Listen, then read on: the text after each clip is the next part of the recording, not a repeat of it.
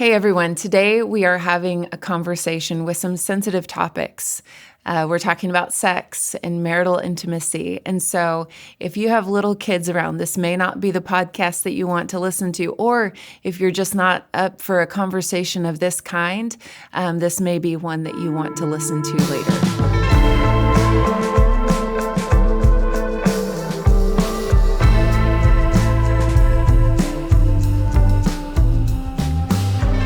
Hey everyone, welcome to the Tell Me More podcast, where we talk about our content from the past weekend, but this podcast is going to be a little bit different. We're going to do a one-off. We didn't get the opportunity to dive into something that we think is kind of integral to healthy marriage, which is sex and intimacy. Yeah. And so we're going to talk about it from a biblical perspective, and we have Angela Ekstrom with us here today. So she is our guest. And also our expert guest. Guest. Running the big guns. Yeah. And she really hates that we're talking about her in that way. Yes. But Angela, talk a little bit about what you do here at Church on the Move so people have context. Yeah. So I'm a part of the spiritual formation team. And so if you were to just ask me what is sort of the arm of the church that I get to be a part of what we lead is COTMU, the learning environments of the church, but I get to lead in our Bible studies. Amazing. So we gather people around a table shoulder to shoulder, and we're just opening up scripture and we're talking about it. We're asking questions. We're doing genuine inquiry. And it's not just, and this is like no shade on anyone that this is their background, but it's not like, I just really love the Bible, but you spent 4 years. 4.5. 4.5 years at Western? Yeah. Getting a master's degree, just kind of on your own time, in addition to your job and being a wife and a mother and all of this. And I mean, that I know from experience, that's a hard journey. It is an incredibly shaping journey. I'm not who I was 5 years ago. Yeah. And it's incredible. Yeah. So, I mean, you come at this from, honestly, I mean, you've really, and she's part of our content team. So on Tuesdays when I sit down with Ethan and Seth and we are kind of studying the background for what we're going to speak about on the weekend. And I say it that way because we're not really writing the sermon together. We're studying the content around the sermon together so that principles or ideas might emerge. Angela's a key part of that, often brings background material on what, like the passage that we're studying, so that honestly it helps us to just go, oh, okay, that's what that means. And so, I mean, she's just been a huge part of that team. And Thank you for saying that. And we're looking at, I think we're going to be looking at a couple different passages that you've spent a lot of time in. Yeah, so we're in a 1 Corinthians Bible study right now, in the middle. And so some of that has informed, or like you've been able to bring 1 Corinthians 6 and 7 specifically, which is what we're going to be talking about today, into that content room a little bit. Into Ephesians 5. Yeah. Because Ephesians 5, though it might be the kind of classic text on marriage, it is not the only text on marriage. Right.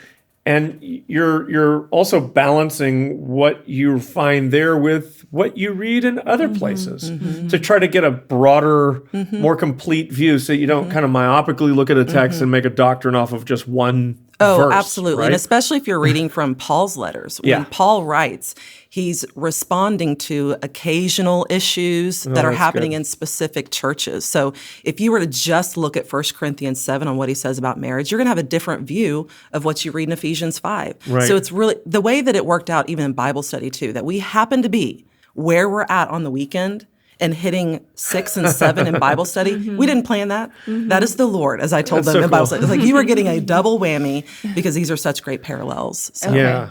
So I'm excited. I'm really excited to jump into this today because I've heard from you in these meetings where you've shared all in 1 Corinthians 7. And I'm like, oh, wow, that's so, there's no way I could even tap into that because, well, I just haven't been living in it like you have. But I'm excited that we get to kind of leverage this and see kind of what comes out of this. So this would be, unlike a normal Tell Me More, where we're kind of working through a sermon that has an outline that gives us something of a structure. this is a little bit unknown. So we're Yeah. gonna jump into 1 Corinthians 6 and 7 and see where this goes. Yeah. Okay. Yeah. How about you give us little bit of us setup. in 1 Corinthians a little bit, and then give us the overview of 6 and 7, and then we'll get a little Well, bit more. first, let me just connect us back to Ephesians 5. Okay. Ephesians 5. We've been steeped in Ephesians 5, and part of the picture that we have of how the husband loves his wife is that he loves, just like he would take care of his own body. Mm-hmm.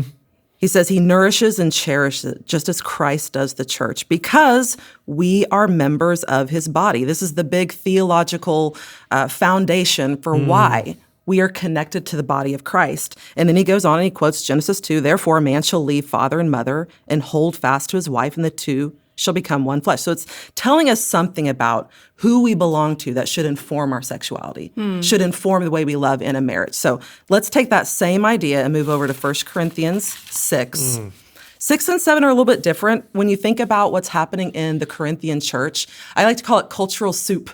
There's like all these different ideologies that Paul's having to contend with. So we know in Greek thought, they had sort of a Corinthian dualism, meaning spirit is the real me, soul, mind. That's what lives on. This is the part that God cares about, but the body, just a container. And that seeped its way into Christianity. Oh, actually. absolutely. And even to this day, you get Christians who basically sort of the view that this world is nothing, doesn't matter. I'm getting out of here. I'm going to escape. We're going to get raptured out of here and whatever. And I'm not necessarily connecting the specific idea or doctrine of the rapture to this. But it could, this is kind of this sort of material escapism. Oh, absolutely. That I can just, absolutely. I'm sort of, I don't belong here. I'm going somewhere to this other spiritual, ethereal, non-physical kind of world.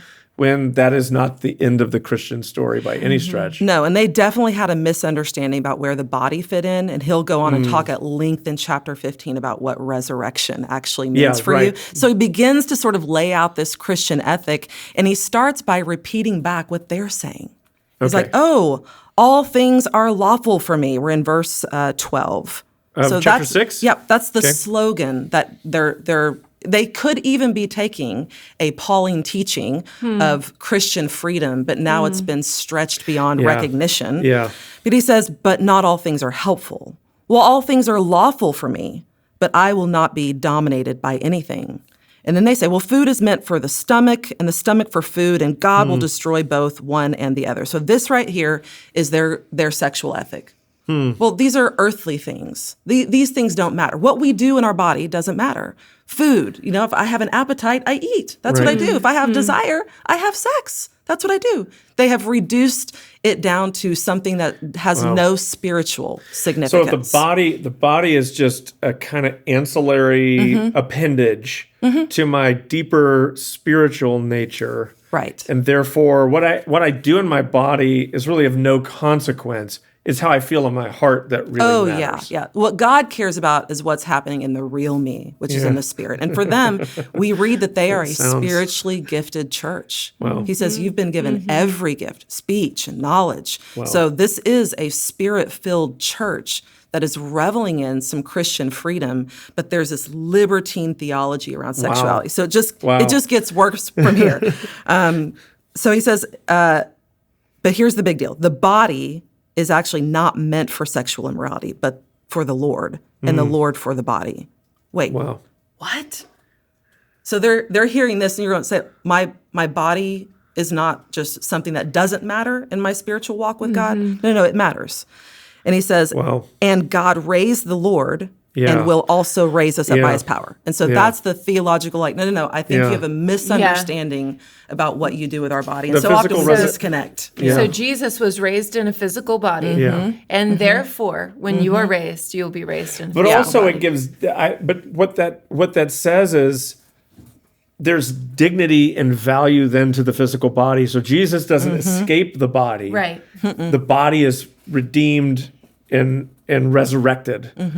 And so then that puts value on, that's the thing about anything that the pattern of Christ then is so instructive for us because it tells us what God ultimately values. And that's exactly how Paul was sort of riffing off of here theologically. He's going, hold up a second. The body matters. So for us, like even, use the word ecclesiology around basically our belief about what the church is. This is why we believe the church is an embodied gathering, physical gathering. It has its roots in Jesus being raised from the dead, but that God cares about our physical bodies. So just our minds being connected to one another through screens and technology. And I get it, like that might be the only way that someone could be a part of a church or to experience a weekend gathering because maybe they're homebound. They're in a hospital bed. They're traveling right now, but they still want to be. I get friends will text me pictures or whatever and say, "Hey, we were at the lake or we were here, but we tuned in and participated in the service." Yes. Yeah. But that's not ideal. It's not the preference, and it's not even the end goal of what God's going to do at the end of time, which is like resurrected bodies, renewed heaven, Romans 8, the world being remade, all of this. I loved so much what there's a quote that Matt Chandler used on, and it's on my phone, but it really stood out to me. Because one, I have a friend who's an architect, but he was talking about will there be greater Beethovens in the new heavens and the new earth, greater Raphaels, artists? In other words, will the works of artistry, will architects go on building, structures, ever more impressive structures? And I was thinking about this with my friend Hank, who's an architect, and I was like, wow, like what if the future is you doing what you're great at and still using like physical materials and technologies that are developed by other people in that new heavens and new earth that are like the best of what humanity had. You go to New York. I've been to New York many times. So you stand on the Brooklyn Bridge and I stand in awe of that city. It's unbelievable, the structures and the buildings and so forth. What if that is nothing in comparison to what can be built? So this physical world isn't going away, and your physical body has value. It tells us that the physical church then has value. There's a lot. I guess what I'm getting at with this is these little statements that Paul is making, and this way we look at Jesus has everything to do with the way we need to be thinking about ourselves. Oh, absolutely. I mean, Jesus came in the flesh. Yeah, he came in the flesh. I mean, like think about that. To condescend and do that. So but also somebody was asking this question recently, like, why do you have a body? What's the point? Yeah. And there is just some reality. How do I give a visible witness that I've bowed my knee to Christ? So it's what you do in your body. It's the way I care for a friend and hug them. So it matters. Where they would say no spiritual significance, he goes, no, let's go to the heart of spiritual significance. The body is not just yours to do whatever you want with. Now it belongs to the Lord. Yeah. And in a culture here, which we'll get into more, but they were like, I have the right to do everything. Like everything's lawful for me. So they were very much reveling in their rights. And they're already you feel this loss of independence. Let's talk about that for just a second. Lawful. Everything is lawful for me. Help me understand that if I don't know anything about what you're saying there or what that would even mean. Well, for some of them, to be members of the Christ community, it used to be that to be a part of the Jewish community, which meant I can eat this. There's certain calendar days that I have to observe. So there's this new kind of freedom that I can be a part of a Christ community, and I'm free from all of these things. That I don't have to adhere to some of the specifics of the Old Testament law, the food code, the dietary restrictions, whatever. There would be the sacrificial system. Cultic none of worship. The feasts. None of this applies to me in the same way that it did.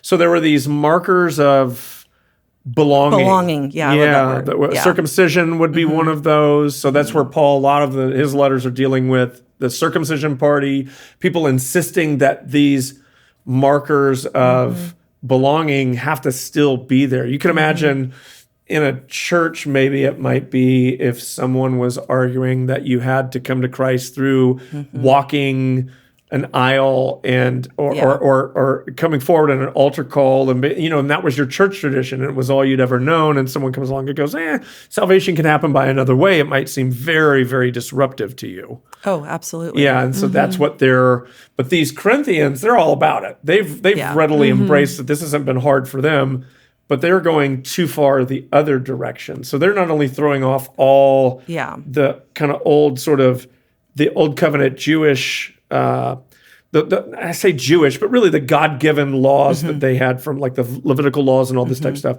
Because they would have been foreigners. Yeah. They would not have been welcome into that space. Yes. So, apart from becoming, what is the word? Is it a proselyte? Proselyte, yeah. A proselyte, yeah.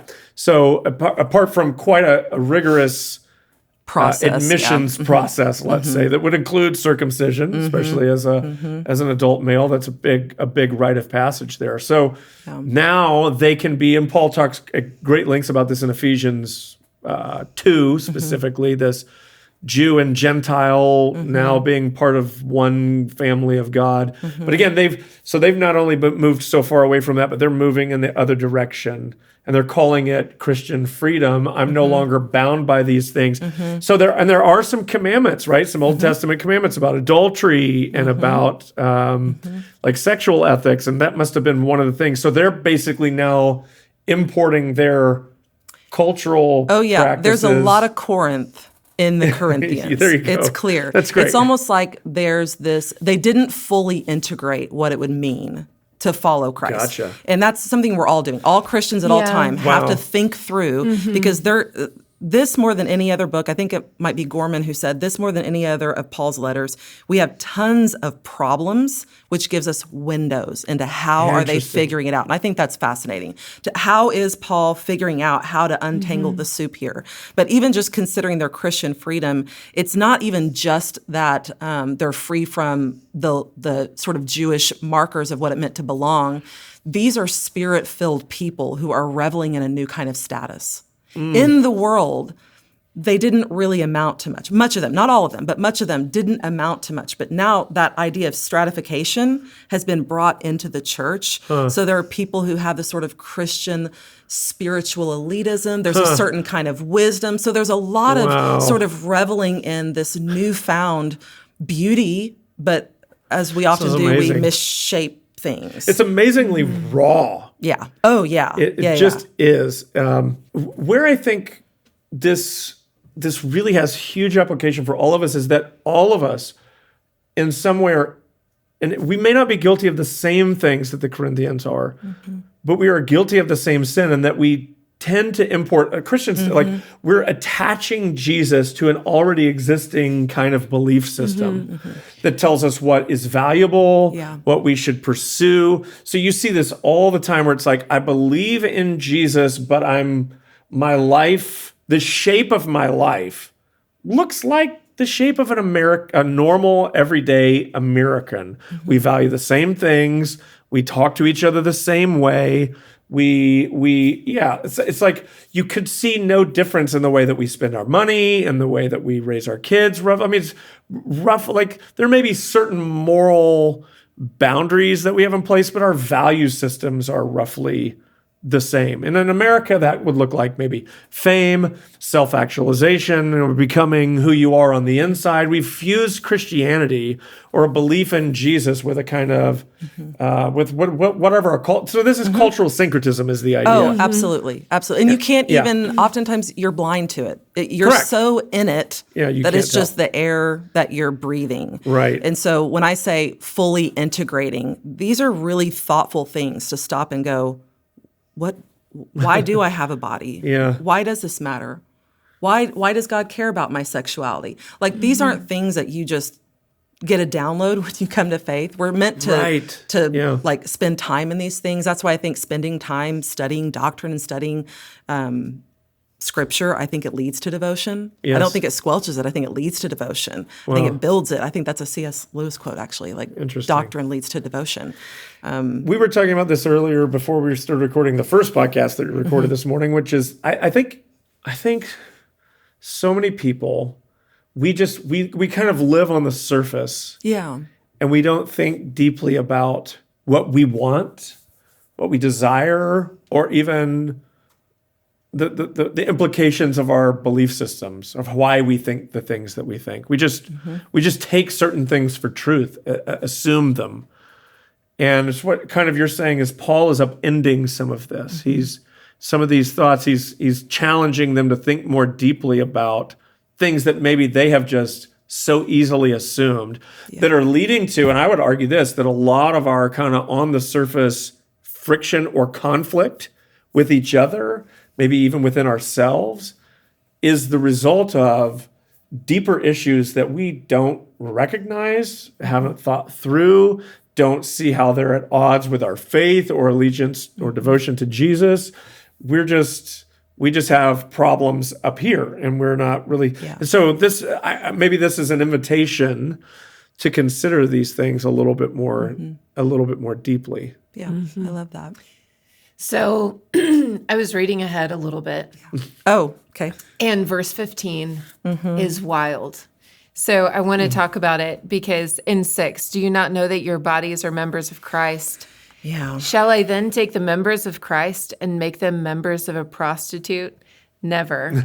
And so I found that fascinating because he is saying that you are a part of a body, the body of Christ.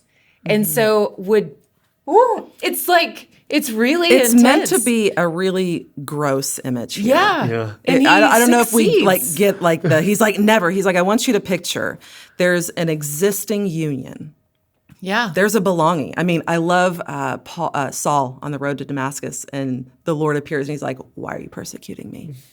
The way he identifies with his people and his body. And he's like, there's an existing union, and when you go and you take your body that you think has no spiritual significance and you join it to a prostitute, you are tearing off the members, the body parts. And think about the intimacy with which Christ joins to us. I think one scholar says organs, just taking those things and you're just slapping it onto a prostitute. So he's like, would you ever think of doing that? And they're going, never. We would never do that. We would never do that. Wow. And he's like, so the idea is, can I kind of unhitch from Jesus while I go do what I want? And he's going, no, do you understand what has taken place, that there's this existing union? Can I unhitch from Jesus and look at porn? Yeah. Yeah, can I unhitch from Jesus and flirt with this girl that I work with? I mean, these are all things that would questions I think that would have to. Can I unhitch from Jesus and treat people in a condescending, demeaning kind of manner? I mean, it applies a lot of different ways. Yeah. Yeah. Wow. And he says, it goes back to here's the 2, for as is written. This is what happens when you're joining with a prostitute. He says. The 2 will become one flesh. And then he's saying something much greater about what this union is than what we care to acknowledge or accept. Wow. Yeah, and then he makes that connection again in 17 where he says, but he who is joined to the Lord becomes one spirit with him. And so, again, like lifting up this, you think these 2 things are separate, but they're really... They're really together. Incongruent. These things don't go together. It is literally to tear away from what is most true about you now to go and do this. So keep I don't know. Yeah, if you do you have more words about this? I want to hear. I just would love for you to begin unpack this even a bit more for us, if you can. This whole one flesh. Oh, I know. Idea. Boy, I meditate on that idea because when I think about back in Ephesians 5, it's the way Christ has given himself for the church. And when you meditate on that, that is an incredibly powerful image. And so when I take away from that, that's incredible intimacy. That's incredible depth. That's incredible vulnerability. That's he's given his whole self to me. That gives me, is supposed to give me a vision for what sexuality in my marriage is. Sexuality altogether. Wow. I'm supposed to have, so if your vision has been what the world has sold you, which is what a lot of us come with, especially depending on when you come to faith, which is body doesn't matter, I can kind of do whatever, I'll get that. It's a pleasure. it's like a self-seeking pleasure gratification, an act of personal gratification and desire. That's what it gets reduced to. Right. If you don't see it according to the vision of how Christ has joined himself to you. So that's what I think Keller says. This is the paradigm. The paradigm for how Christ has joined to us is the paradigm for how you join sexually with your spouse. And so if we think of that as formative and telling a story and a visible witness and lots of things that we could keep talking about, to do the other would be deformative. Yes. It would be breaking and tearing apart. It would be, wow. Goodness deformative. Gracious. Yeah. So you can imagine then why there would be certain commands around sexual relationships. Yeah, because we want to think it's just in the body, which is what they're dealing with. Yeah. But he's saying there's something much deeper happening. It affects, and I think anyone who has a sexual past, when they get married, you're bringing all of that with you. Yeah. The images, the experiences, that it does affect your psyche. It does affect your soul. It does affect the whole of you. I was watching, I mentioned actually this last weekend, I was teaching, I mentioned Seinfeld, and I do like the show. But one of the things I don't like about the show is the cavalier nature with which they treat sexual relationships. And it's such a 90s thing, by the way, to sort of act as though you could effortlessly and at no cost move in and out of sexual relationships with people, and it costs you nothing. And it's just easy to do. Yeah. And when you find that one person that you really love, all those other relationships are just kind of like, oh, they don't even matter. I mean, well, the show doesn't even assume that. It just assumes a certain personal gratification kind of thing. And so, and there's no shame in it. That's the other thing about it, is it's humorous, and it's just sort of put, and that part I really hate about it. The humor of the show is amazing, but the sexual side of it is just, the ethic there is completely wrong. And I think we're now living on the other side of that and recognizing, not completely, because we live in such a weird kind of world that's moving in two directions cultural at the same time, which is that sex actually really does matter, and that people can be hurt big time through this. And also, you should just be able to do whatever you want. Yeah. Right. I think it's almost peddled, at least the messaging towards women, than just thinking back through the 90s, the 2000s, whatever, is that it's a show of feminine strength. Conquest kind of thing? Just the fact that you're able I can do whatever I want to. There's a kind of my body. There's a kind of, this is your feminine strength to be able to own your sexuality and your body, and to be able to do this misshapen thing. And I do think men and women come to sex differently, but even that is just sort of like, this is feminine strength to be able to. Interesting. And it's just such a lie. You do even see this like switch that's taken place, I think, in movies. And it's where the man used to go out to the bar and say, who are we going to sleep with? And now you start to see women just showing, who am I going to sleep with? And it's just, it is a total like different perspective on because you know what's interesting, though, I think why it is, quite frankly, is it's the relationship to sex and power and the fusion of those two things. Because men, biologically, without getting into a lot of detail, but I think we understand this, that the male in the relationship is the aggressor, in the sense that he can't, like, there's a force that can be put upon. And so, because I think what we've kind of culturally determined is that the root of the problem is not our own desires run rampant, but that it is power being foisted upon those who are powerless. And so if we could just give that power to them. So now what we just need to do is just take the power. We just need to equalize this. This has just been out of balance for too long. And so now finally let's give women the same rights that men have had, and it will all go better for us. And I think we know that that's not true. And I think I do think we're living in this time where there's, on the one hand, sex is sacred. We recognize that it's not something that there's something deeper tied to this. Even sexual crimes carry with them a greater, especially when you think of them as done to a child, is a deeper sin, culturally than even just physical abuse. And yet also, so we treat it as both sacred and common simultaneously. It's like peddled so commonly to the point that sexual imagery pervades almost every space, even Facebook ads. And it's increasingly crazy. violent from just the studies I've heard. Really? Is that it's increasingly violent in nature. Like violent sex?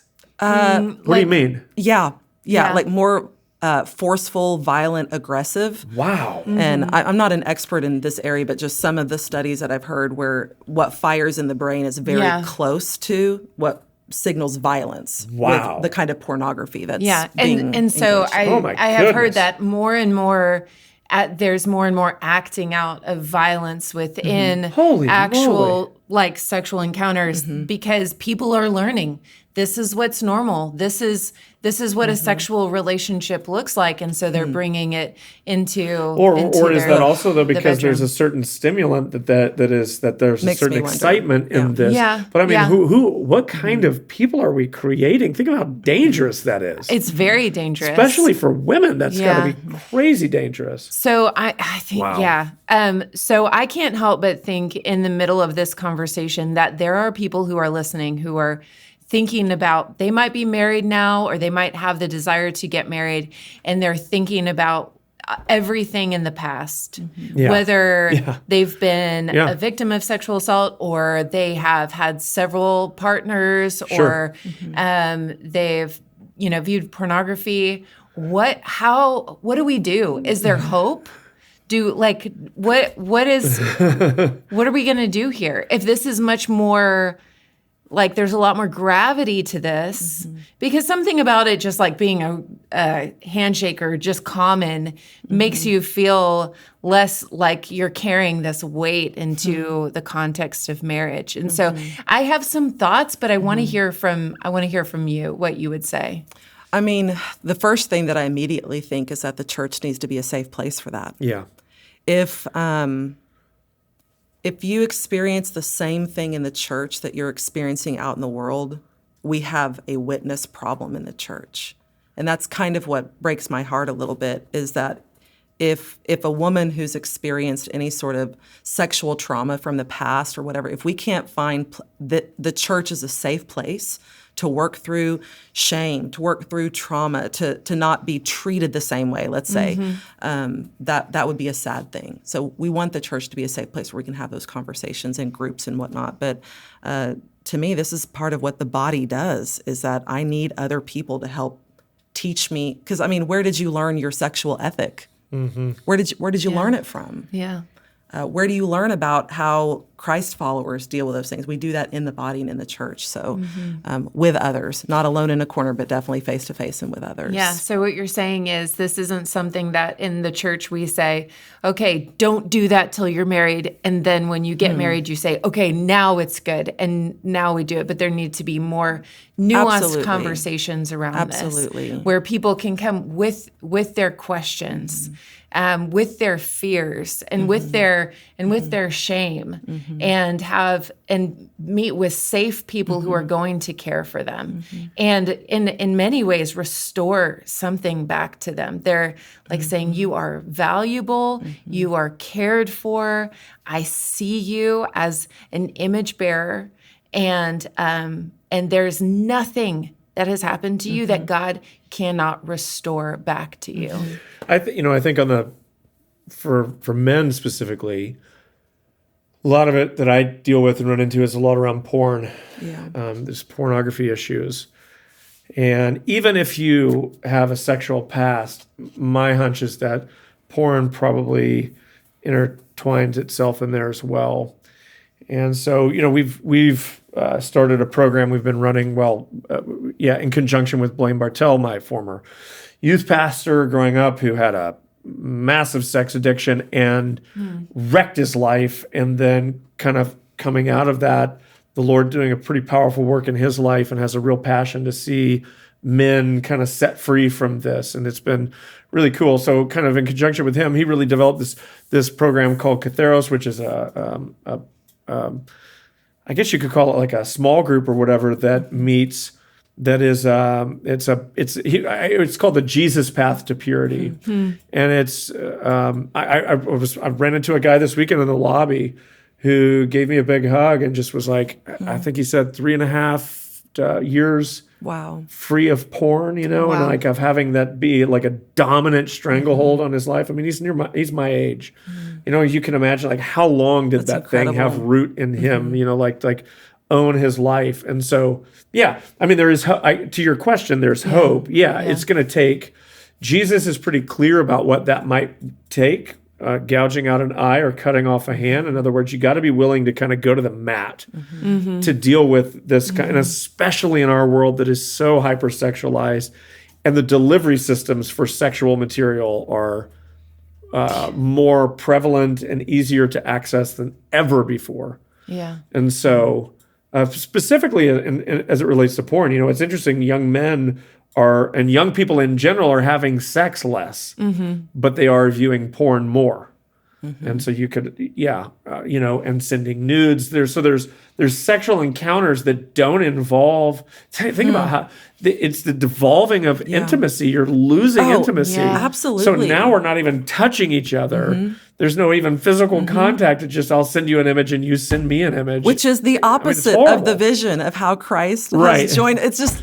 No kidding. It is intimacy. It is depth of relationship. You can see the evil in that because it would be the unmaking of what God has made. Oh, if sex is the joining together, the bringing together in vulnerable intimacy where I can be they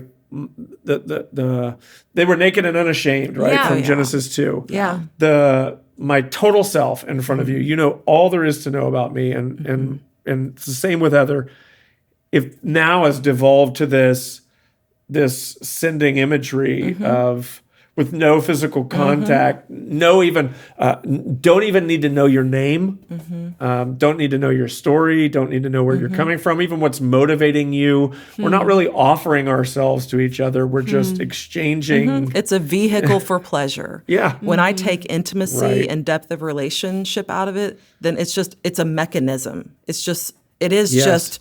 I think we should talk about this like for food for the stomach and stomach for food. That is what that is. Yes. Yeah. So I really think we should talk about this in the context of marriage.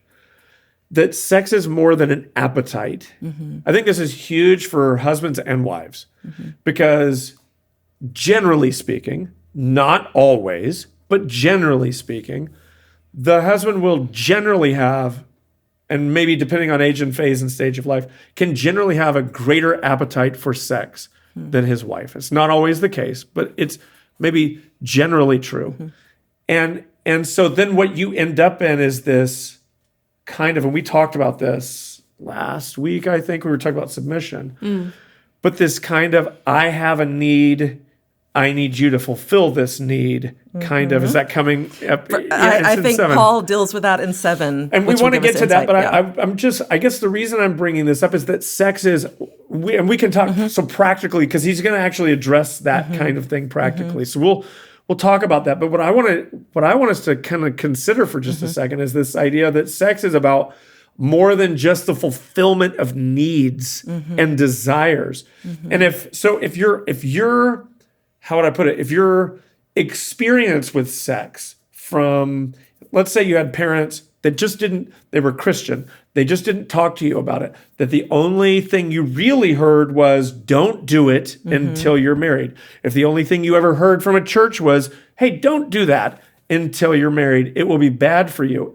All we've really done is sort of created this kind of forbidden fruit kind of thing. Yeah. We all know how human nature is with, don't have that, you want it all the more. There's two paths to take. Have it all or have nothing and be afraid of it. Be afraid of it, or have massive amounts of shame associated with it if for some reason but let's say I live that out, right? Let's say I follow the rules. Let's say I don't have sexual partners other than my wife, but I'm showing up to marriage with this kind of view that this is for I have all this pent up desire, and I'm really needing you to fulfill this for me.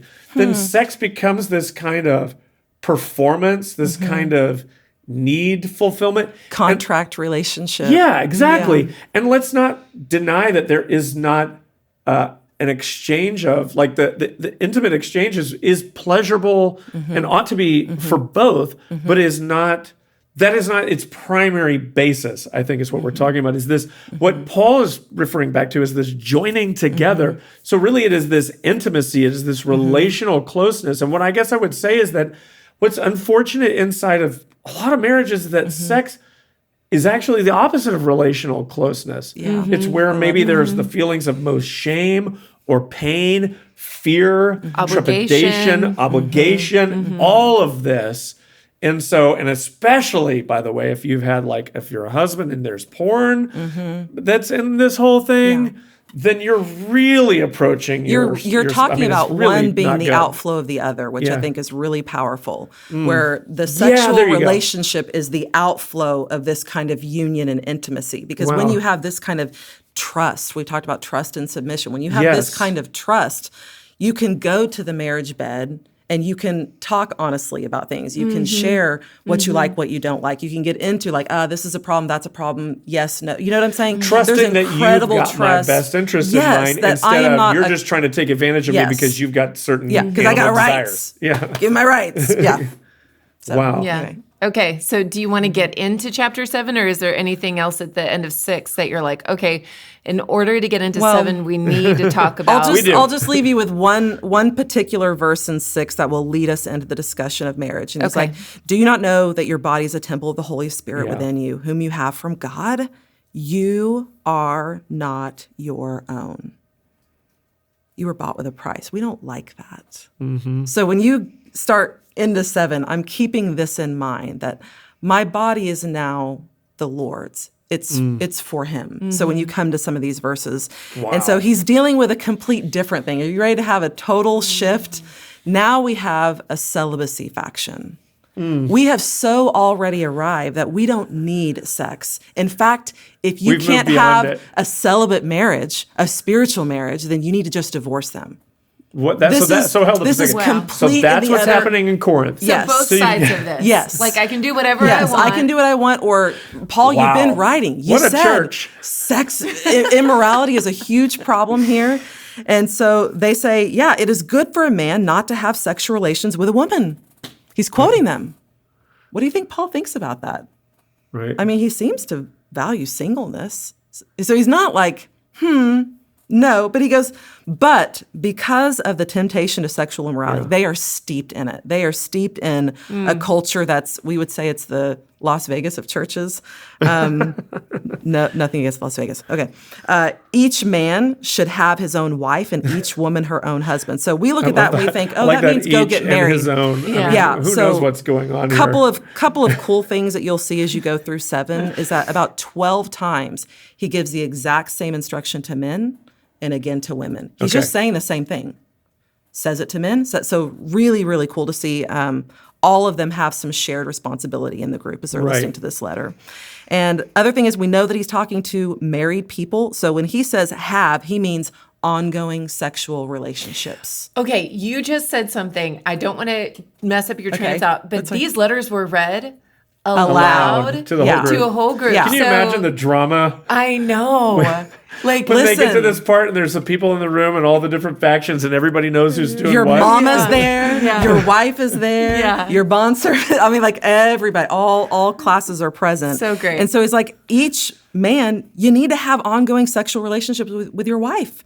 And each woman in the same way. You need to do this. So I think we should pause. So like Corinth, thoroughly Roman or Greek culture, Greco-Roman culture. Okay, and they had some wild ideas about sex, right? Oh, yeah. Like so a man would have his wife, and she was for running the house. Legal heirs. And producing legal heirs, right? Like she produced that may be the only time. Yeah. You were going to sleep with her. And you kind of see that a little bit. I'm not... A touch of that, I think, with Judah and Tamar, that story where he so casually just stops by the side of the road. Let's have sex with this prostitute. Yeah, that's a part of their that culture. Was part of their right. Now that's clearly not Greco-Roman back in Genesis, wherever that falls in Genesis, like near 40 somewhere. But this idea that the husband can step out when he needs to. He doesn't really have sexual limits. Right. There's no sexual limits there is on a woman because we have to protect the heirs. We have to know where really they come important. from. Yeah. So there's no social acceptance Why do we have for to do a woman. that? Why is that so important that the woman not have sex with other men? We can't call into question the inheritance and how it flows. Because the money's going to the family. You can imagine. Very important. So you would marry. So you don't want to know like whose kid is that? Right. So you would marry according to status. You may have had superficial relationship with her. That's even weird to consider. You may have been much older than your younger wife. So there's a lot of things going on in that. But Paul's like, no. This whole holier sort of way that you guys are thinking that you've really arrived, that you're already reigning, you already have every gift. So we don't need marriage anymore. We don't need sexuality. So what we think is that there's some eschatological women, we would say, who were pro-celibacy. I have a hard time believing this is a group of husbands like, we just need to stop having sex. I don't see that. So there's some women here who have taken some sort of liberty with making decisions about the marriage relationship just unilaterally. But they're doing it in pious devotion to God. And how then as a husband does one argue with such a thing? I mean, so it's the God told me card. God said I'm not to have sex with you anymore. What can I say? But notice how he's talking through it. It's not like, hey, women, get it together. Okay. He says, husband, he's creating a broader theology. Continue to have sexual relations.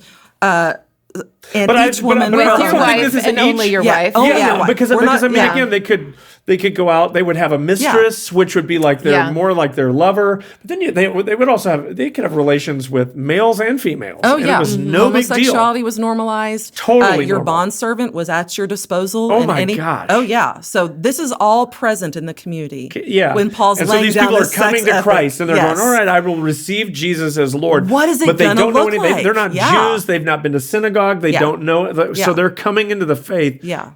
I mean, it is the Wild West. It's amazing. It feels that way. And they would probably be like, wait, you're telling me I get to have sex with that person and that person only, and that's who he's going to get there. He says the husband should give some of these relationships, by the way, because if you married for reasons that were like what you were talking about, like social, like your wife Status was way younger or husband, but now I'm committed to this woman that I didn't ever intend to be committed to. I have my lover over here I much more prefer. Wild. Yeah. They're living this out. Okay. It's incredible. So he says, the husband should give to his wife her conjugal rights. And I don't think we need to know Greek to know what that says. The husband should give. So give. Husband should give what is her right. So it's kind of like fulfill, repay. The language is very contracty, like repay what is due. So if you were to read that literally, give back what you owe to the other. Yeah. Which is fascinating. So I mentioned Judah and Tamar a minute ago. I'm wondering, because Tamar's issue with Judah is that she's been defrauded. She had a right. Interesting word that you're choosing. Well, don't you think? Because there were two sons. So the idea is that when a son dies, the brother in line was meant to provide an heir that would then live, that then would be the heir of the dead husband. Yep. And so Shelah, I think is his name, the second one in line. So the first husband dies. So the second husband's supposed to go in and produce offspring with Tamar, but he doesn't. Yeah. So she's and been it defrauded. Graphically describes how he doesn't. We won't talk about it now. Yeah. But then he dies. It says the Lord's angry with him. Something like this. And he dies. Yeah. And then he has this other son. I can't even remember his name. He's young. I can't. And he's like, I will give him to you when... Shula? Yeah, I'll give him to... I think... Yeah, so but basically what Judah says is, look, Tamar, he's not old enough yet. You can... He'll take you as a wife later. But you have to remember, like, he's thinking, this woman's cursed. Oh, yeah. I'm going to lose another son. Two of my sons are dead. I'm going to lose another son.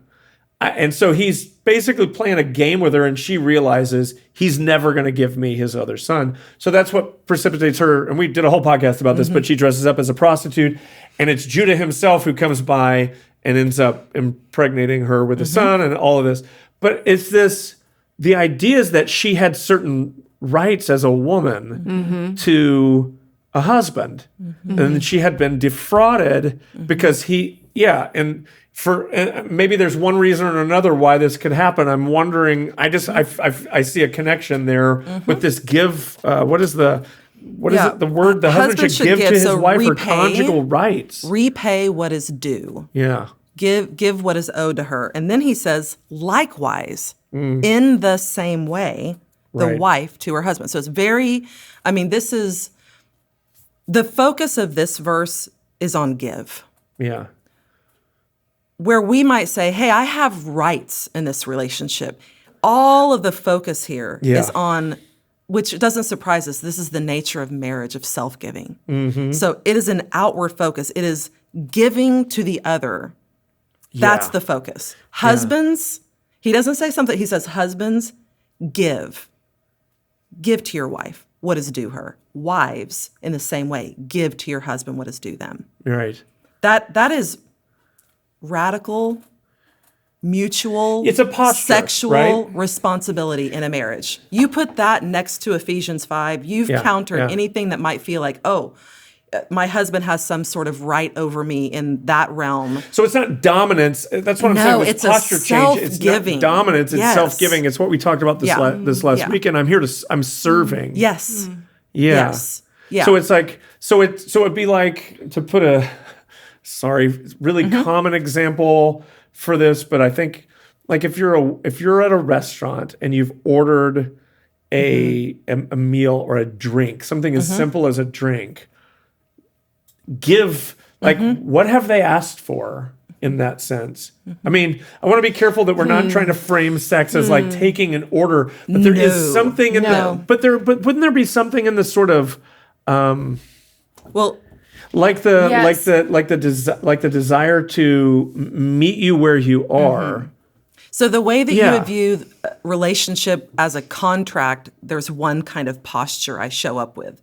And that is my rights and these conditions and these expectations, and this is all good unless you don't do your part. Whereas in covenant, which is totally different, it is the mutual abandonment to the other. Yeah. And it gets even more forceful because he says the husband, beyond just giving back what is due, he says, for the wife does not have authority over her own body, but the husband does. Yeah. Sure, we're all listening to this Greco-Roman world. We have authority over her. In the same way, the husband does not have authority over his own body, but the wife does. So that's the laying down of this incredible, you both have sexual responsibility. He's limited, her pouring out, like these are both. I think where the metaphor that I'm giving, or the example that I'm giving, breaks down is that it's only one way from one to another. But this is the only way this works is when it's mutual, because otherwise it just ends up in dominance immediately. And so it just is please me. Oh, absolutely. When it's in essence, I am working to serve you, and you are working to serve me, and in that way, that's what he's describing. So when so now bring in that picture that we've had in the back of our mind, this vision of how Christ has joined himself to us, and that being the paradigm. You begin to see the area of sexuality in my marriage. What does it look like to outdo one another in love? What does it look like to not just be thinking about what I get out of it, what I'm in the mood for? And there's a lot we could talk about with that. But you said really clearly, like, how sexuality being the outpouring of this intimacy, which is often where if we reduce our sexuality in marriage, you can go to the marriage bed with zero intimacy. Yeah. Yes, you can. It's not just something that happens outside of marriage. So keeping in mind this vision, it begins to kind of shift. What does it look like? Is this just, I don't own my body? Is that what he's saying? And here, can I quote Tim Keller? Please. I love this quote. You'll never get in trouble for quoting Tim Keller on this podcast. He says, when the Bible speaks of love, it measures it primarily not by how much you want to receive, but by how much you're willing to give of yourself to someone, how much you are willing to lose for the sake of this person, how much of your freedom you are willing to forsake, how much of your precious time, emotion, and resources you are willing to invest in this person. And we just learned you are not your own. Yeah. And that really confronts, for me, my sense of independence, my rights, and do you see how that starts to just really get into the root and the heart of the things that and I'm not saying me personally, but do I as a wife come to sexual union and I withhold myself? Because you use the word defraud, and that's what he says. Ultimately, he says, do not deprive one another, which in the Greek is defraud. Wow. And I kept seeing all this contract language. I thought, that's fascinating. Could we take this language and deform it to make it fit what I want as the spouse in the same way that they're stretching Christian freedom? But this is about giving. This is about mutual abandonment to the other. And that's different. That's not me showing up to do my obligation. But I need that vision. I have to have a vision that's broader than what I carried into, my pre-Christian life. Wow. Yeah. Okay, so I have so many, I feel like I'm hearing the questions of the people who are listening to this podcast right now. And they are saying, wait a second, this scares me. This idea scares me. How do I move? Because me and my husband or whatever, we feel like we're worlds apart. We're worlds away from this and worlds away from each other right now.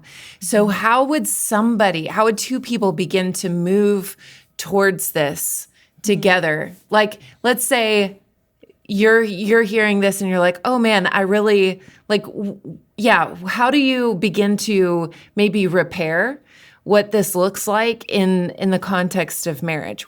I would love to hear from both of you, because it's not. Well, the first thing I'm immediately thinking is that everything about relationship, if it's based on intimacy and trust, I'm thinking about how I've grown with the Lord. There's just things I didn't understand about him in the beginning. I'm in it. I've submitted to you, but there's things that I'm discovering and I'm learning that's ever deepening.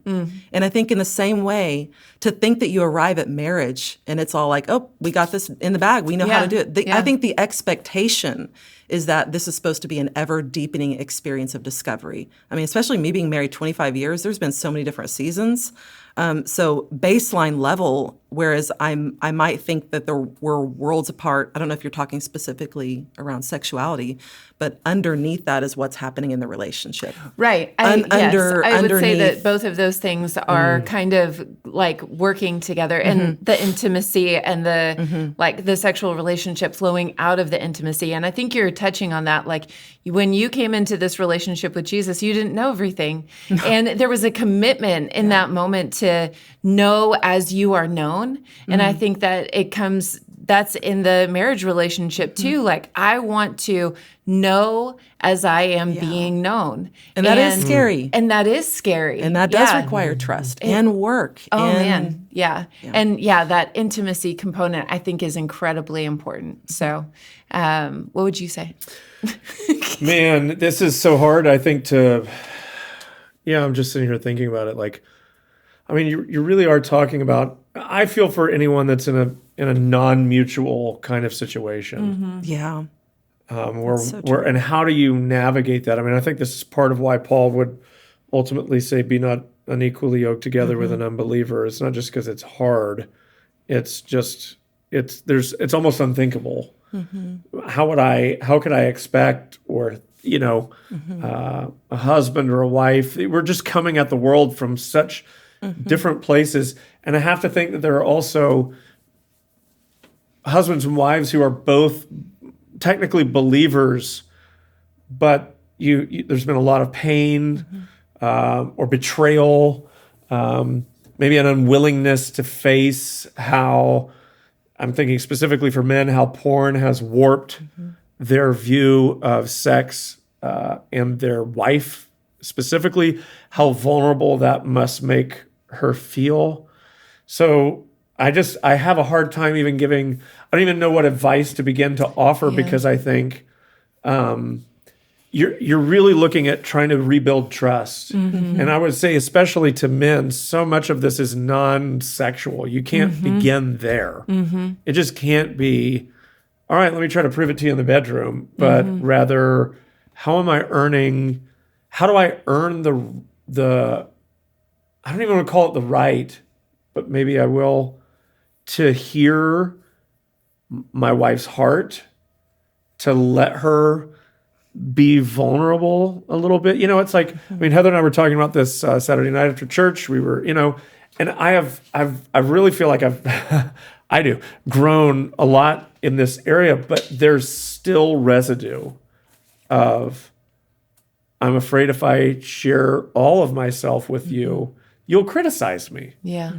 And I didn't know early on that criticism was, I just figured I could talk to Heather like I would a coworker or a friend, just say what I feel or whatever I think, and we should just be able to work through it. And I just didn't understand the sensitive nature of what's needed to honestly really be intimate with someone. And I don't mean that in a sexual way, but to be trusted with their heart and feelings and dreams takes, you have to be a thoughtful kind of person. Like, you have to really consider those things. You can't be self-centered when you're doing that. Yeah. I keep thinking back to the conversation that we had. And if you so we're recording 2 podcasts today. Yeah. And we had a conversation with Lee, and we were talking about this idea of power and how, it's not just about comfort or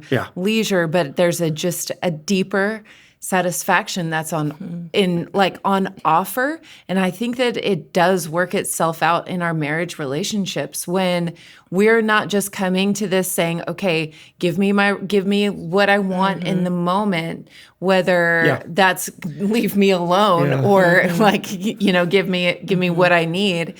But is this kind of mutual for the benefit of the other, and both people are doing that, and there is ground to take, husbands. Like, I would say that this is probably okay. No, I would say husbands and wives are probably not even good at talking about this with each other.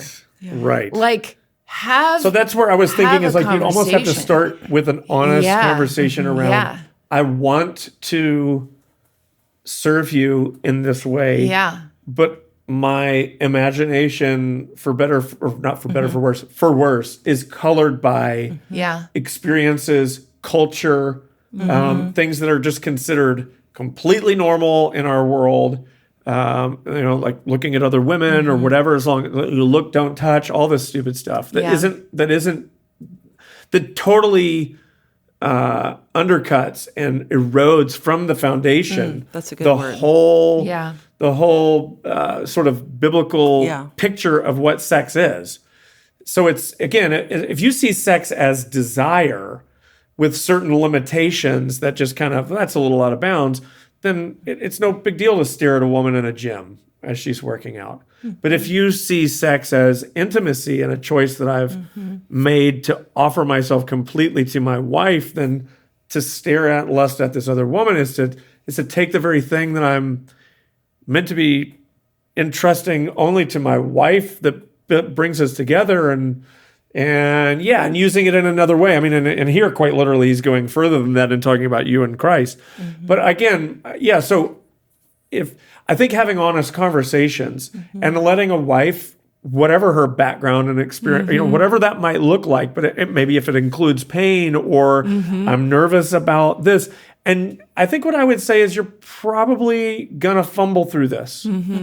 Like, I wouldn't expect a conversation and then repaired. Such is relationship. There's the back and forth, the give and take. And I would imagine, and I'm going to say, so like, I'm curious how you would, but I think I'm talking now about a Christian relationship, a husband and wife who are devoted to Christ, but who have baggage, as almost all of us do. And they're starting from a broken place. And maybe you're years away, maybe it's 5 years away from being able to say, wow, what we have today. I think what we're going to have to do from both husbands and wives, I want to preface that I'm not talking about in cases of abuse, but to give ourselves permission and even to willingly sort of uncomfortably lean into this relationship, so long as, I want to preface it again, we're not continually being taken advantage of. And I think that primarily is going to apply to women. Yeah. But what we can't do is say, I just don't think, and I think, Paul, I'm curious how you would read this, that we can't say is, hey, when you kind of get it all together, then we can sort of join back together with intimacy again. Because, I mean, that could take forever. Yeah. And I do, like, in Paul's, what does he say here? It's good for a man to, which you wrote, is good for a man not to have sexual relations with a woman, but because of the temptation. I mean, he openly is acknowledging this is a real thing. Yeah. The temptation to sexual immorality, each man should have his own wife and each woman her own husband. In other words, it's like, so if we're just saying, hey, I don't feel ready yet, and that might take me 2 years, like how long, do you see what I'm saying? Like, like when we're talking about maybe where this relationship is fractured apart, I think there's got to have to be some kind of grace again. And I would probably suggest sitting down with a counselor or a pastor or someone, especially in places of abuse and where I feel like I've been hurt and taken advantage of and all this kind of whatever you want to.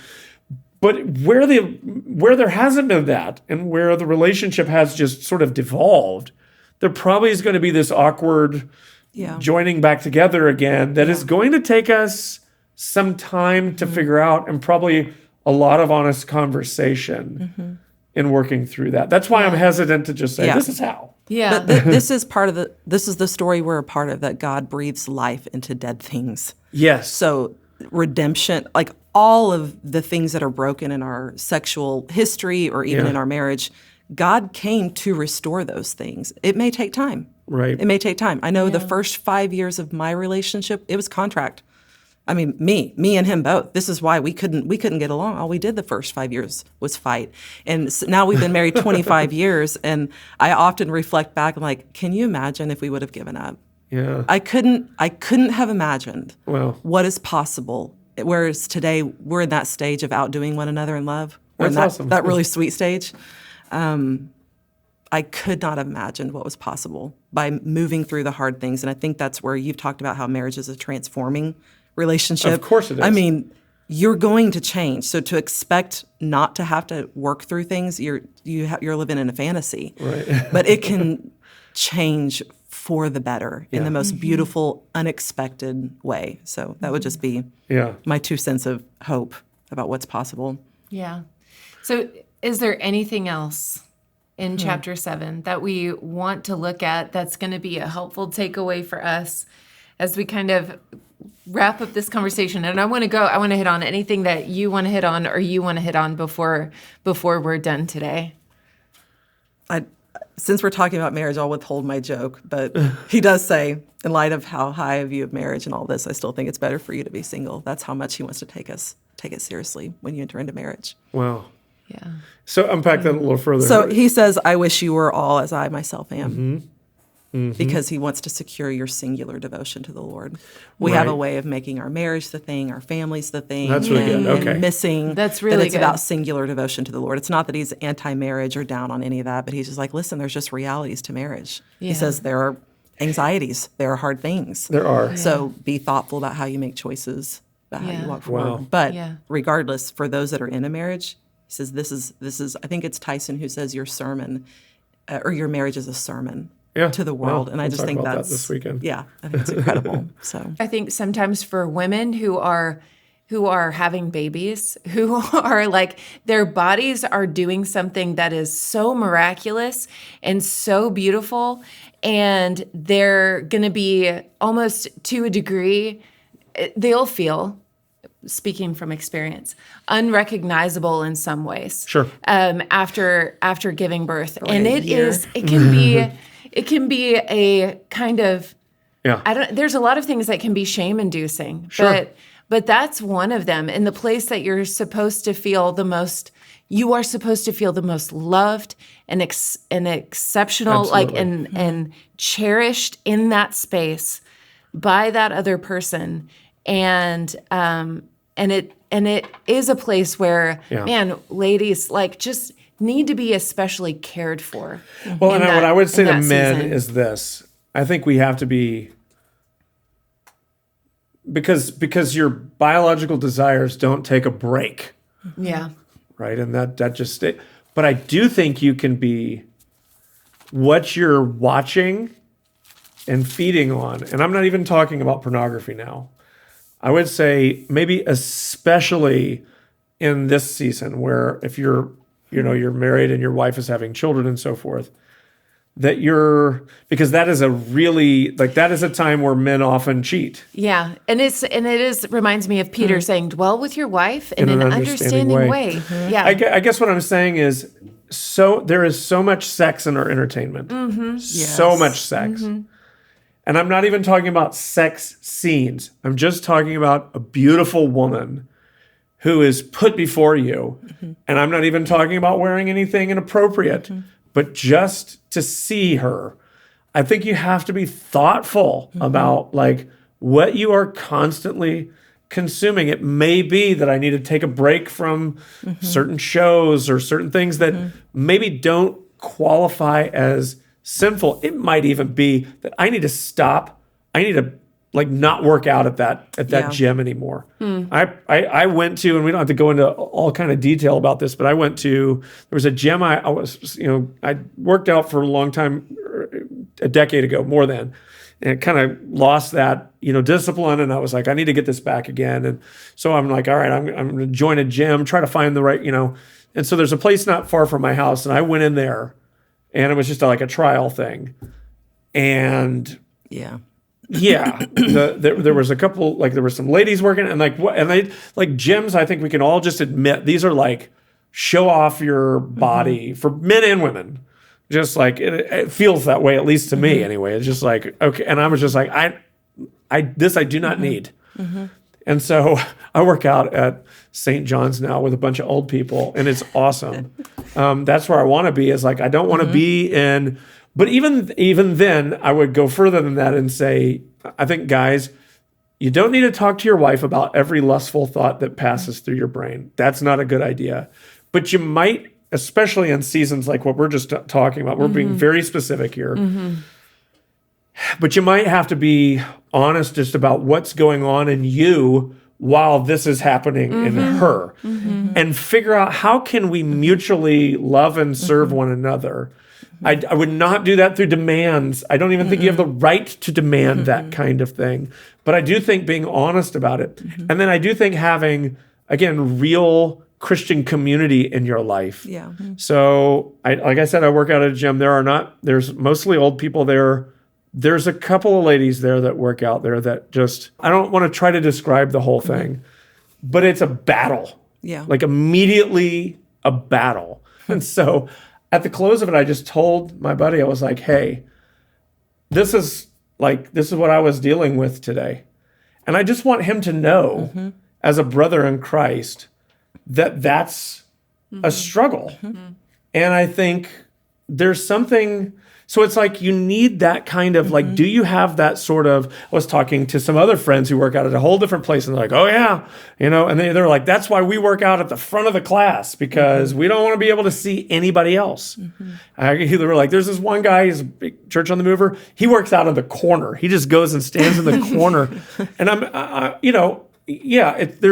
there's all sorts of social questions and whose responsibility is what, all of this kind of thing. I do want to say this. I appreciate that you are taking responsibility for yourself. You know what I mean? You're not saying, oh, these people, they need to wear a shower curtain or whatever. And I mean, I do think you might think that. Well, wow. But I do really appreciate that, I'm going to, if this is an issue for me, I'm going to stand in there. I obviously can't go over and say, hey, excuse me, can you move to another part of the gym or whatever? Could. I'm a Christian. Could you please excuse yourself? Well, Heather told me, so I went home and told Heather about it too. I was just like, hey, and she was like, you could, she goes, one of the things you might do is just say, ask Bryce, your trainer, it's could we go work out? And she goes, that might be a witness to him. And I was like, that's a great idea. Yeah. Because again, we're in this world where that's totally acceptable. Yeah. I mean, unless it gets creepy. but you're welcome to, whatever. I mean, that's just sort of assumed. I guess what I'm saying is that I think you got to be honest about what's going on inside of you. Yeah. And to process that in an honest way with your spouse. Again, not all the details of everything that goes through your mind needs to be shared with your spouse, and your spouse probably doesn't need to be your accountability partner. But insofar as we're trying to share an intimate relationship here, I want you to know what maybe I happen to be wrestling with at this time. And then I have brothers around me that I'm trying to work through this with to help. Honestly, I found that there was such power in just verbalizing this and knowing that he knows what I'm susceptible to. Because if it stays in the dark. Yeah, it stays in the dark, it grows. Yeah. How do followers of Christ even deal with such things? We live in a world that prizes health, but also beauty and vanity. And so we have these gyms. I'm like, would it be better if we had, like gyms where like I mean, honestly, it'd be better if like women work out over here. I've got a women's only men work out gym. over here, and I think it would be so much better. But I'm also like, that would be socially like. But it's like I never have to think about what I look like when I go to the gym. To be completely honest, though, like I remember standing up in my parents' bathroom, getting ready to go to church as a teenage girl, thinking, oh, this looks so cute. This outfit looks really cute. Oh no. Does it look too cute? Yeah. Does it like, how do I do? How do I strike that balance? You can't. I mean, I think you can't. I don't know that you can't. I don't think there's anything like. Yeah. So I mean, what I'm saying is, I don't think you can go, if I dress in a certain way, no man will lust after me. I think that's just stupid. Right. Like that's not realistic. Yeah. Sin is sin, and it's going to find like it will express itself. Yeah. But do I think, does that then relieve me of all responsibility? Lord, no. I mean, because there are there's Peter's words about modesty and so forth. I mean, I think those are real things as well. Like I think taking others, I think part of what submit yourselves to one another out of reverence for Christ is taking other people into consideration, but that doesn't make me fully responsible for you. That's really good. It is really good. It's really what it means to lay aside our rights for the weaker Correct. brother and for the other. Correct. Yeah. So Considering I think others. Yeah. So if I think it's like, do I think that should affect what a female wears? Yes. 100% I do. Yeah. Do I think that means that a woman is completely responsible for whether or not a man lusts after her? Heck no. I do not think that is the case at all. Yeah. So I think there's a balance in all of that. I just think it's taking other people into consideration in the same way a man is meant to take his sisters in Christ into consideration, and that I do not have the right to stare, to imagine, to whatever all that my mind or flesh might want to do. Yeah. I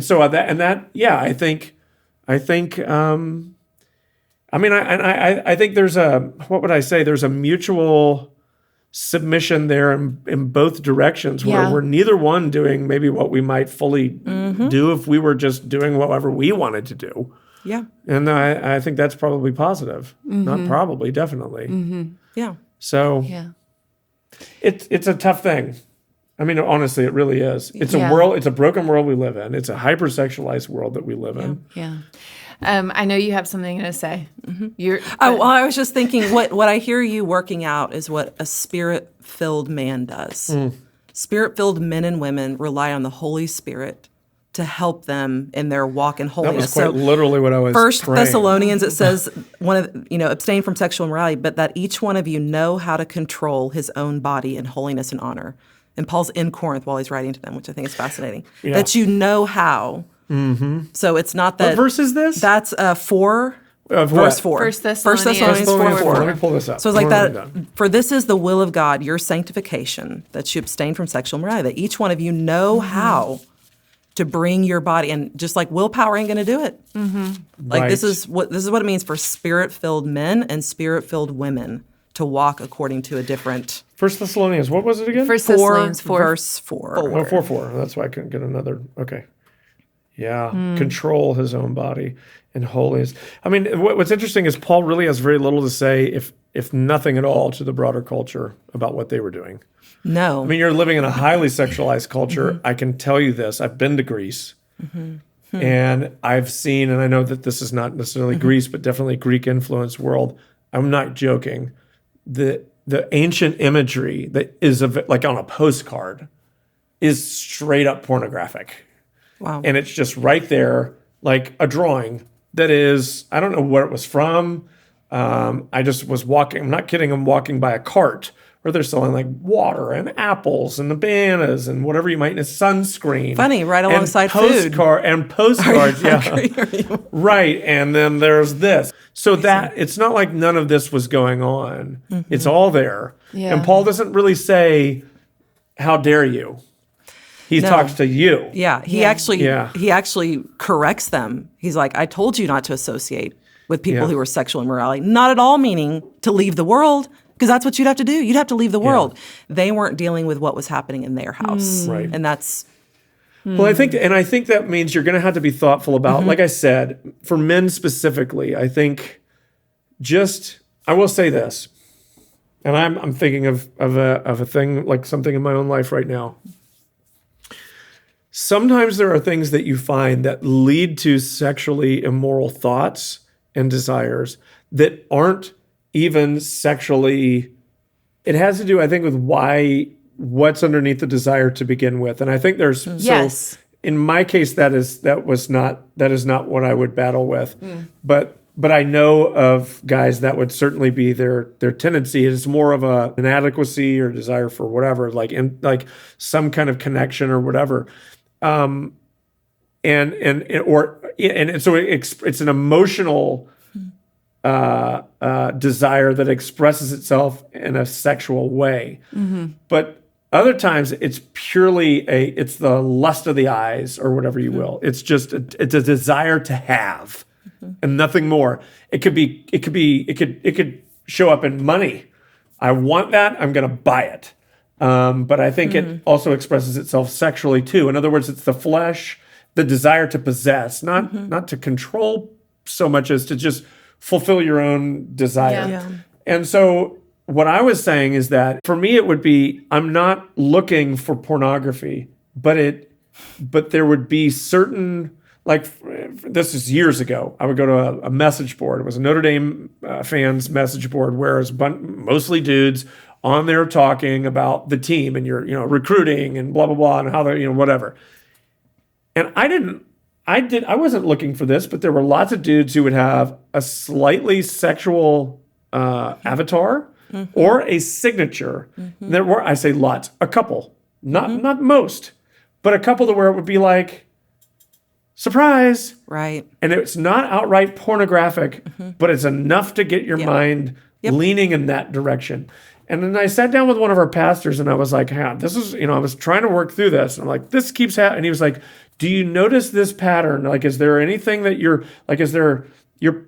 do you have a pattern in your life where you're not looking for pornography, but and I was like, yeah, this. And he was like, cut that out of your life. And I was like, oh, yeah, okay. I did it because going to that site is not sinful, right? But it finds me there. I will say this. Facebook. Those stupid red notifications. I'm not on Facebook all that much, but like you click video just to get rid of the stupid 3 that's on there. I don't even watch videos on Facebook, but I don't know, some percentage of the time the video has some sexual bent to it, even if it's not out. And so it's like, I didn't ask for this, but there it is. Or I'm looking for something on Facebook Marketplace. I'm going to buy something or sell something. And I'm noticing this like regularly. There are women in these images in whatever they're wearing. It's totally to get you to look at it. I mean, sex sells. We understand this, but there it is. So I think you'd have to be, I guess what I'm saying is you have to be very vigilant about those things, to be thoughtful about. Some shows aren't worth watching. Some apps aren't worth having. I agree. Some devices aren't worth, like depending on where you're at with this, it would be worth it to just say, I just need to get rid of this altogether. I don't need to watch this or whatever, because it's not worth it. That's my point, is that I think you have to be aware, hyper aware of those things and be vigilant around it, and then be thoughtful of what do I need to eliminate? Yep. That's come up in an Amazon search. There you go. You'll be searching. And I'm like, Exactly. Where did that come from? Or Yes. I even saw a bumper sticker the other day that Really? was so atrocious. I was like, oh my gosh. Wow. Just outright sexual and totally inappropriate to have on your truck.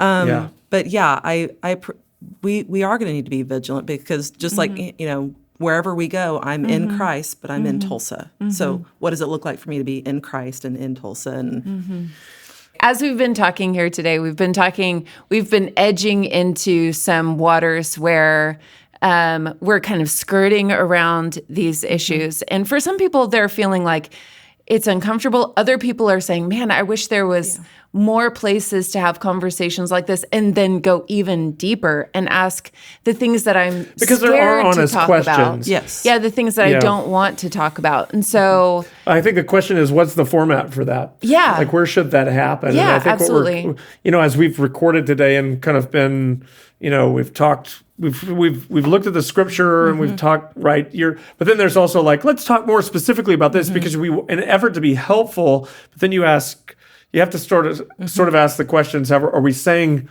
more than we should in this kind of format? Yeah. Because a broadcast kind of format is not always the place, maybe not even the primary place where specific, and you said something a second ago, Angela, the gendered conversations within the church. Talk about that so for a second. a lot of times, if you reduce your experience and involvement in the church with just attending a weekend sermon, you are missing the value of what the community is meant to do. As we sharpen one another, share truth and love, all that good stuff. There is a place for gendered ministry in the church. There's a place for men to be with other men to talk through men's issues, and there's a place for women to get with other women. And I find a lot of women have really personal questions that they just wish they had someone who's 10 years further to just ask them. Someone who's been married a lot longer. Yeah. And that's where that place of, brother, sister, this is the family of God, but it's got to go deeper. Yeah. It's not enough. I mean, your preaching is great on the weekend. No, but there's you're something so right. there's a place where we want to ask And this really is hard questions. Right. And you need to do that in And we smaller need to be groups. really candid and Yes. honest. Yeah. And there's a unique experience of being a woman that only another woman can speak into. Correct. Yeah. And there's a unique experience in being a man that only another man can speak into. And I think if you're listening to this and you're feeling as though, gosh, I wish there was more specifics around this, my experience as a woman or my experience as a man, just know that we're aware of those things. Yeah. But this is just not necessarily the format, particularly on this topic, to really drill down and go deep there. Now, so then where would we direct people for that kind of thing? I think certainly for men, I would direct you to Brotherhood and then specifically Catharos. If you're part of Church on the Move, and you can find those ministries there just by grabbing a pastor on a weekend. Or even, searching around on our website, you will find those things. And you can start to get connected into those ministries. I know from a woman's perspective, we have a daughters ministry. Any other resources that you would point women to? Daughters ministry, but also just being brave enough to push in.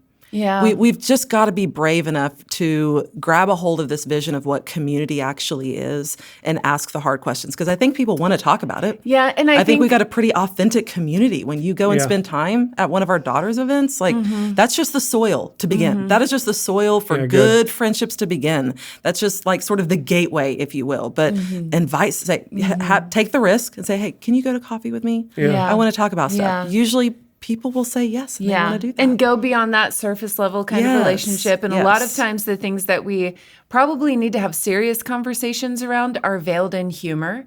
And so remove the humor for a second and say, hey, I do think I really need to need to talk about something with someone else who can speak into my situation with a little bit more. Yeah, there's things a man can call another man to that a woman cannot. And there's things as women we can call each other to that a man cannot.